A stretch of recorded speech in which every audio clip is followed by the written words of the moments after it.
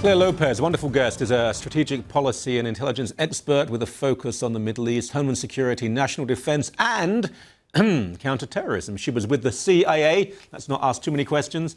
An expert in counterintelligence and certainly understands the Soviet Union, Central and Eastern Europe and the Balkans particularly well. This is great. She speaks Spanish, Bulgarian, French, German and Russian, and she's now studying Farsi. Why not indeed? And that, of course, brings us to Iran and the alleged offensive from Tehran in America's backyard. By the way, how's the Farsi going? Are you fluent yet? No, I've got a long way to go. I'm not such a good student. I know, I think one word, was it okay? Was it Boje or something? Or is that okay?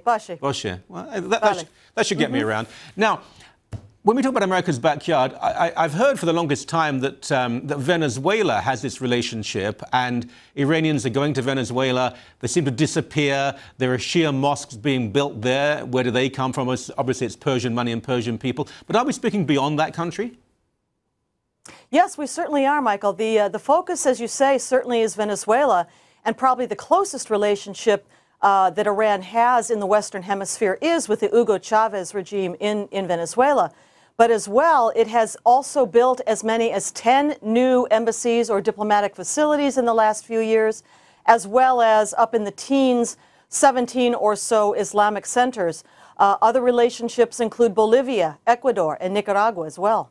Wow. Now, I can understand Saudi Arabia, which has so much money, but the Iranian economy is in ruins. Where do they find the money to do all this? Well, I mean, yes, the sanctions are definitely biting as far as Iran's economy is concerned. But when you have a totalitarian regime, as the mullahs do, with a stranglehold on the country, those kinds of regimes are perfectly willing to let the population suffer in order to achieve their greater aims. And in this case, what we're looking at is a strategic attempt to get and target the United States of America in our own backyard. Now let's talk about Latin America for a while, because and this affects Canada as well, because we think we're all very safe here. But between us and this region, of course, is the United States. Chile has a more conservative government. Colombia has been very strong in I think, resisting left-wing opposition from beyond its borders. It's fashionable to attack Colombia, but I'm not going to play that game. But who are the nations and the governments in Latin America that will still proclaim democratic values and resist Iran? Well, I mean, I think there are any number of good, strong democratic governments in Central America and South America.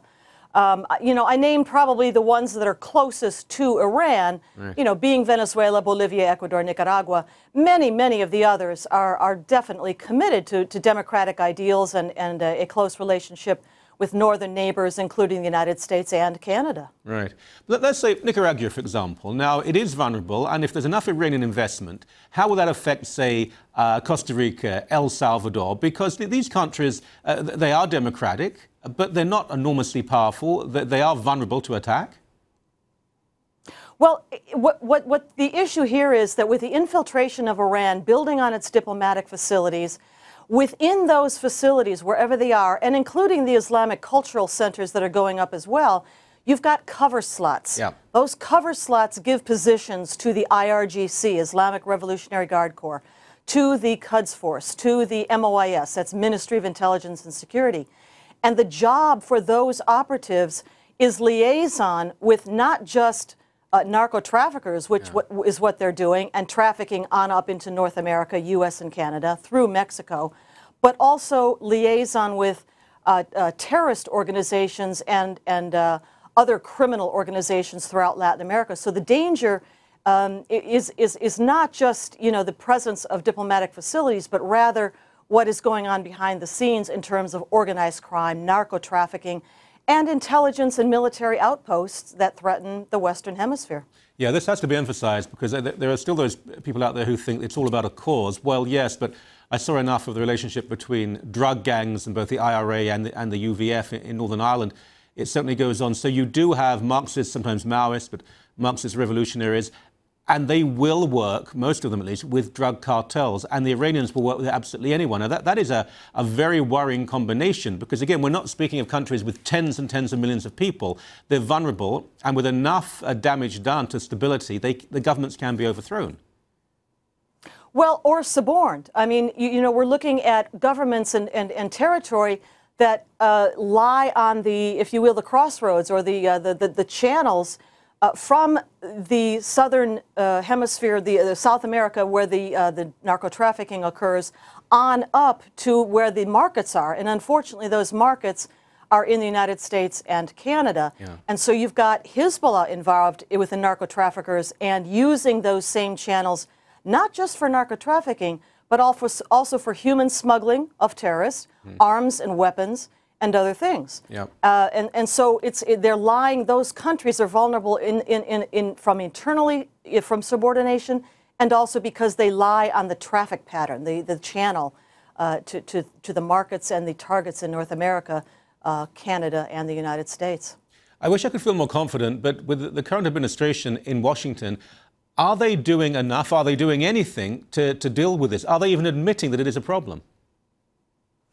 Well, I think that you have certain agencies like DEA, the Drug Enforcement Agency, and the Border Patrol, the Customs and Border Patrol, working extremely hard, very dedicated people in those agencies working hard to stem this. But in the broader strategic sense, when you're looking at the infiltration and the influence of Iran in a place like Venezuela, where they have literally bought all kinds of economic commodities and companies. They have bought banking and finance. They have bought production facilities, shipping, uranium mining to send uranium back to Iran for their nuclear weapons program.